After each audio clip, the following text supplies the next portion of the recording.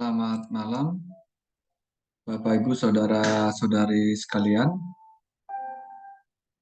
Selamat berjumpa kembali dalam pertemuan kali ini. Kita akan membahas mengenai definisi dan urgensi analisis kebijakan pendidikan. Bersama dengan saya, Hendy Dermawan, dari Universitas Nalanda, Jakarta. Kebijakan atau policy merupakan sebuah konsepsi, aturan, atau ketentuan tertulis dari keputusan formal lembaga atau organisasi yang sifatnya mengikat, mengatur perilaku orang guna mencapai tujuan tertentu, menciptakan tata nilai baru dalam institusi atau organisasi tersebut. Kebijakan juga mestinya bersifat umum tanpa menghilangkan ciri lokal spesifik. Oleh karena itu, kebijakan bisa memberi peluang dimaknai sesuai kondisi yang ada. Asumsi tentang kebijakan mempunyai status khusus dalam model rasional sebagai unsur yang secara relatif bertahan dalam uji konsistensinya. Kemudian, analisis kebijakan atau policy analysis merupakan kajian multidisiplin ilmu untuk membuat, menilai secara kritis, dan mengolah informasi yang berguna dalam memahami dan meningkatkan kualitas kebijakan. Sebagai aktivitas utama menghadirkan pengetahuan, data, dan fakta terkait proses menghadirkan kebijakan. Kebijakan pendidikan, educational policy, merupakan suatu keputusan yang dibuat oleh pemerintah atau penyelenggara dalam bidang pendidikan sebagai reaksi dari munculnya berbagai permasalahan pendidikan yang menjadi perhatian publik, juga sebagai pedoman bertindak dan solusi serta inovasi guna mencapai visi misi pendidikan oleh pemerintah maupun aktor lainnya yang mengurusi pendidikan.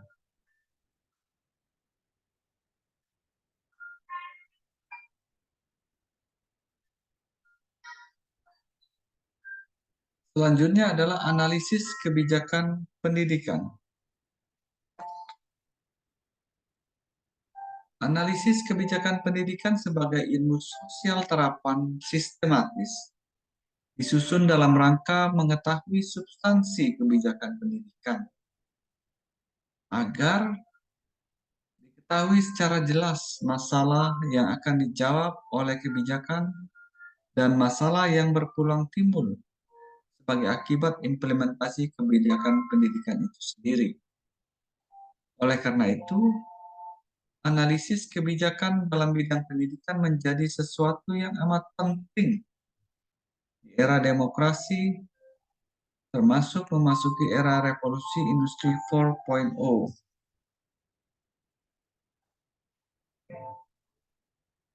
Dalam analisis kebijakan menurut William Endan, ada 3 pendekatan yang bisa dilakukan, yaitu pendekatan empiris, evaluatif, dan normatif.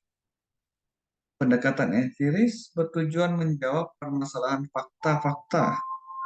Begitu juga pendekatan evaluatif berupaya menemukan nilai atas sesuatu, serta pendekatan normatif sebagai tindak lanjut apa yang mesti dilakukan pimpinan.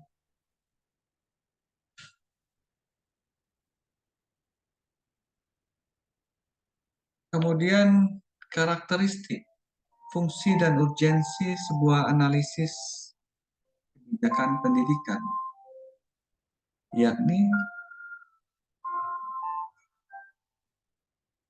karakteristik pertama adalah memiliki tujuan pendidikan, Yang kedua, memiliki aspek legal formal. Yang ketiga, memiliki konsep operasional. Yang keempat, dibuat oleh yang berwenang sesuai bidangnya masing-masing. Yang kelima, dapat dievaluasi atau diubah sesuai kondisi di lapangan. Yang keenam, memiliki sistematika jelas terkait efektivitas dan efisiensi. Kemudian, fungsi dari analisis kebijakan pendidikan antara lain memiliki fungsi alokasi untuk pengembangan dan kajian tingkatan makro. Kemudian memiliki fungsi inquiry dalam setiap bahasan isu dan masalah pendidikan integral dengan isu strategis lainnya. Kemudian memiliki fungsi komunikasi dalam pembuatan keputusan, perencanaan, dan pengelolaan, pelaksanaan, dan masyarakat sebagai pelanggan pendidikan. Lalu yang keempat, memiliki fungsi pelayanan, agar setiap warga memiliki hak asasi yang sama dalam mendapatkan layanan pendidikan, kemudian tertib secara administrasi. Berdasarkan paparan di atas dapat disimpulkan bahwa analisis kebijakan memiliki tingkat urgensi yang amat tinggi. Antara lain,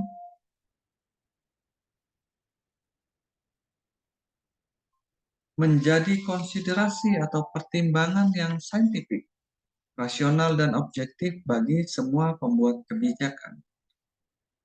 Yang kedua, memungkinkan kebijakan didesain atau memiliki model yang lebih sempurna untuk mewujudkan tujuan dari berbangsa dan bernegara, mencerdaskan kehidupan manusia Indonesia seutuhnya.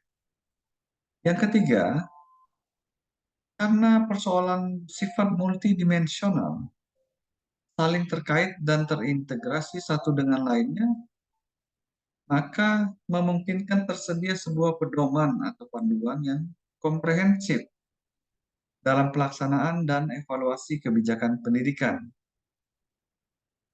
Hal ini disebabkan analisis kebijakan pendidikan mencakup dua hal, yaitu bersifat substansial saat ini dan bersifat strategik yang mungkin akan terjadi di masa yang akan datang.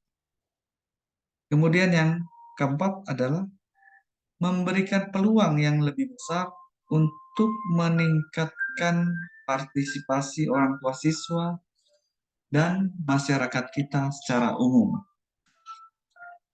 Baik Bapak Ibu, demikian yang dapat saya sampaikan pada kesempatan kali ini. Sampai jumpa kembali dalam pertemuan-pertemuan kita selanjutnya. Selamat malam, salam dalam Dhamma, Namo Buddhaya, Soti Hotu.